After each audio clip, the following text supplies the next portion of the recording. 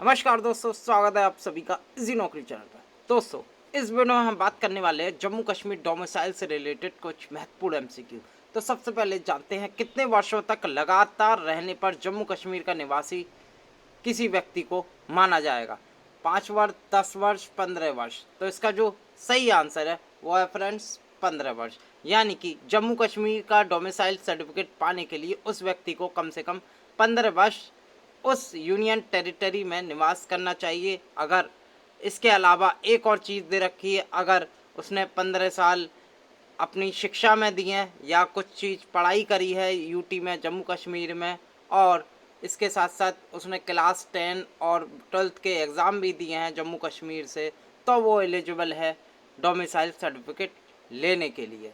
ठीक है, तो फ्रेंड इसका जो सही आंसर है वो है 15 वर्ष। यानी कि लगातार रहने पर, जो 15 वर्ष लगातार रहने पर जम्मू कश्मीर का निवासी उसे माना जाएगा। क्वेश्चन 2 पे चलते हैं। फ्रेंड, जम्मू कश्मीर का मूल निवास प्रमाण पत्र या डोमिसाइल सर्टिफिकेट प्रमाण पत्र में देरी करने में कितने रुपए का जुर्माना लगाया गया है? तो कितने का जुर्माना लगाया गया है? 5,000, 50,000, 1,00,000, 10,000 या 80,000? तो इसका जो सही आंसर है वो है फ्रेंड 50,000।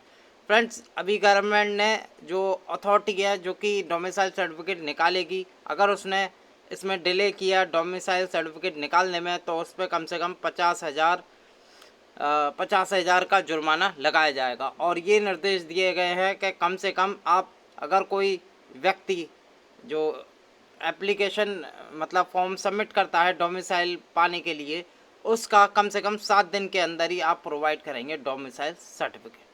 क्वेश्चन तीसरे पे चलते हैं। इसका जो सही आंसर था वो था 50,000 रुपये की पेनल्टी लगेगी कोई भी जो कम्पिटिटिव अथॉरिटी है जो भी निकालेगी। अगला क्वेश्चन है तीसरा। तो तीसरा क्वेश्चन है फ्रेंड्स, किस एक्ट के तहत मूल निवास प्रमाण पत्र संबंधी नियम बनाए गए हैं? काफ़ी इंपॉर्टेंट क्वेश्चन। 4 ऑप्शन आपके सामने। किस एक्ट के तहत मूल निवास प्रमाण पत्र जो बनाए गए हैं, संबंधी नियम जो बनाए गए हैं, किस एक्ट के थ्रू बनाए गए हैं? तो इसका जो सही आंसर है वो है friend Jammu Kashmir grant of domicile certificate procedure rules 2020। इसमें फ्रेंड मूल निवास प्रमाण पत्र संबंधी नियम दिए गए हैं और ये आप याद कर लीजिए, काफ़ी इंपॉर्टेंट है। J&K grant of domicile certificate rules 2020। Question 4 चलते हैं। तो फ्रेंड्स, क्वेश्चन 4 है, किस एक्ट के तहत मूल निवास प्रमाण पत्र पर दिया जाएगा? यानी कि जो डोमिसाइल सर्टिफिकेट है वो किस एक्ट के तहत मूल निवास प्रमाण पत्र दिया जाएगा? तो ये दिया जाएगा friends Jammu Kashmir civil service decentralise and recruitment act 2010 इसके हिसाब से।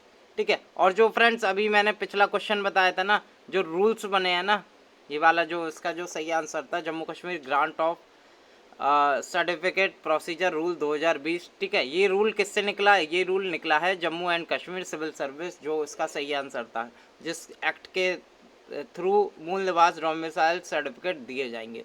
तो इस एक्ट के थ्रू ही ये रूल्स निकाले गए हैं कि 15 वर्ष रहना चाहिए। ठीक है, हाई स्कूल इंटर करी होनी चाहिए और 15 साल शिक्षा के क्षेत्र में काम किया हो। ठीक है, ये रूल्स निकाले गए हैं इसी एक्ट के थ्रू। ठीक है, 5वें क्वेश्चन पे चलते हैं। कुछ इंपॉर्टेंट जीके ले लेते हैं। तो जम्मू कश्मीर की पहली मुख्य न्यायाधीश कौन है? काफ़ी इंपॉर्टेंट है फ्रेंड, पूछा जाता है। तो इसका जो सही आंसर है वो है गीता मित्तल। ठीक है, गीता मित्तल जो कि जम्मू कश्मीर की पहली महिला मुख्य न्यायाधीश जम्मू कश्मीर की चुनी गई हैं। और फ्रेंड्स, हाई कोर्ट के जो जज होते हैं उनकी रिटायरमेंट एज बता दूं तो वो 62 होती है, और जो सुप्रीम कोर्ट के जो जज होते हैं वो 65 होती है। ठीक है, तो अभी रिसेंटली गीता मित्तल को ही मुख्य न्यायाधीश के पद के रूप में चुना गया है। क्वेश्चन 6 पे चलते हैं। जम्मू कश्मीर में फ्रेंड्स अब विधानसभा सीट कितनी है? काफ़ी इंपॉर्टेंट पूछा जाता है एग्जाम में।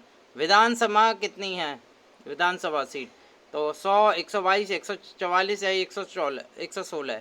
तो फ्रेंड इसमें एक भी ऑप्शन सही नहीं है, मैं बताऊंगा। इसका जो सही आंसर है वो है 114। ठीक है, 144 गलती से 114 गलती से 144 लिख गया है, लेकिन इसका जो सही आंसर है वो है फ्रेंड 114। ठीक है, 114। ठीक है, याद कर लीजिए, 114 जम्मू कश्मीर में विधानसभा की सीट है। चलिए आगे चलते हैं।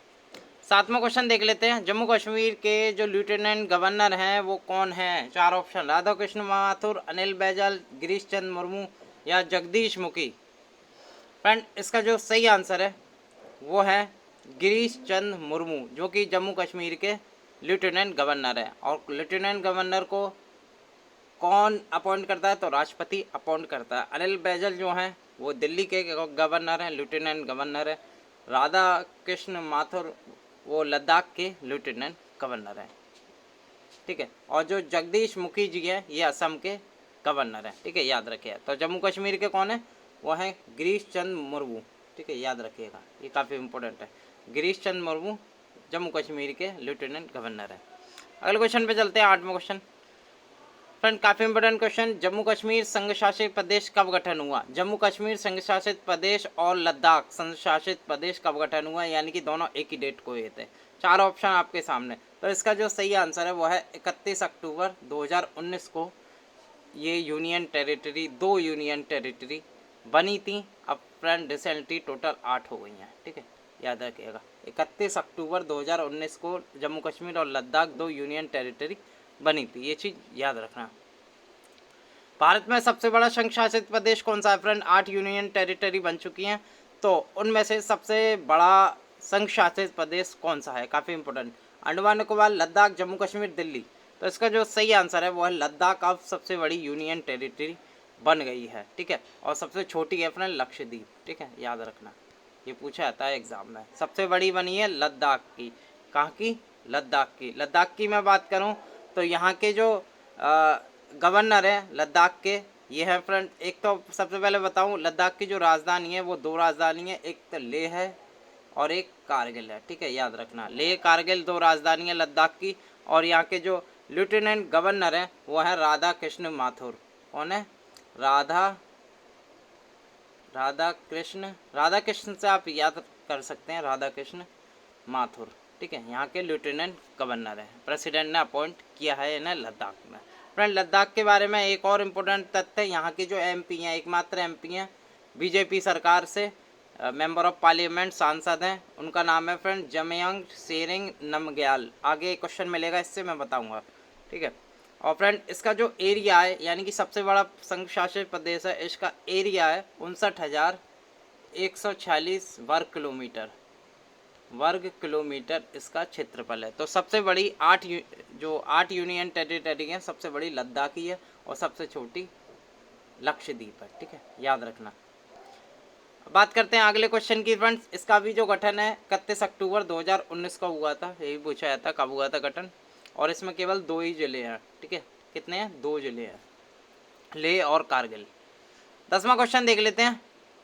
लद्दाख से सांसद कौन चुने गए हैं? अभी मैं बता रहा था, तो ये चुने गए हैं जामयांग शेरिंग नामग्याल। ये लद्दाख के एकमात्र सांसद हैं बीजेपी सरकार से, ठीक है, बीजेपी से चुनाव लड़े थे बीजेपी की तरफ से, और वहाँ से लद्दाख से ये सांसद चुने गए जामयांग शेरिंग नामग्याल। इनका नाम याद रखना काफ़ी इम्पोर्टेंट है, ठीक है। और लद्दाख के बारे में मैं बता ही चुका हूँ, 31 अक्टूबर 2019 को ये बनी थी। लेह कारगिल यानी कि 2 ही डिस्ट्रिक्ट हैं और लेह कारगिल ही दोनों ही कैपिटल बनी है लद्दाख की। राधा कृष्ण माथुर यहाँ के लेफ्टिनेंट गवर्नर हैं। और ये जो इसका जो हाई कोर्ट आता है वो इसमें जो जम्मू कश्मीर का जो हाई कोर्ट है ये इसी के एरिया में आता है, ठीक है। जो लद्दाख के जो न्याय होते हैं वो हाई कोर्ट ही करता है जम्मू कश्मीर का, ठीक है। और मैं इसके हेड भी बता चुका हूँ, जम्मू कश्मीर के चीफ जस्टिस कौन है? गीता मित्तल बन चुकी हैं। और फ्रेंड्स इसका मैं एरिया भी बता चुका हूँ 59,146। तो काफ़ी इंपॉर्टेंट तथ्य मैंने इस वीडियो में आपके समक्ष रखे। मुझे उम्मीद है आपको मेरी वीडियो ये पसंद आई होगी। फ्रेंड्स अगर पसंद आई है तो वीडियो को लाइक करें, अपने दोस्तों के साथ शेयर करें ताकि वो भी हमारी इस वीडियो का फ़ायदा ले सकें। तो दोस्तों मिलते हैं अगली वीडियो के साथ, तब तक के लिए धन्यवाद।